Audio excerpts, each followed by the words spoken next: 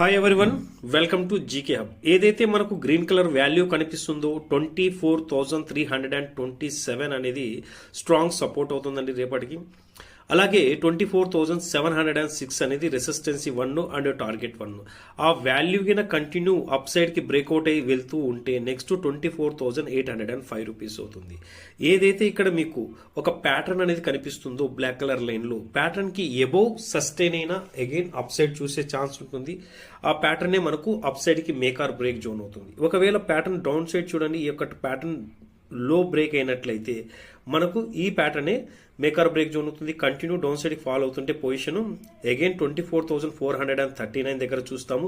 ఒకవేళ 24,439 continue break అవుతుంటే 24,327 వరకు చూసే ఛాన్స్ ఉంటుంది. ఓకేనండి, హారిజెంటల్ గా సపోర్ట్ అండ్ రెసిస్టెన్స్ గురించి మాట్లాడుకున్నాం. అలాగే ప్యాటర్న్ బేస్ మీద కూడా సపోర్ట్ అండ్ రెసిస్టెన్స్ ఏమవుతుంది, మేకార్ బ్రేక్ జోన్ వాల్యూ ఏమవుతుంది అనే విషయాన్ని మనం క్లియర్ గా ఎక్స్ప్లెయిన్ చేసాం.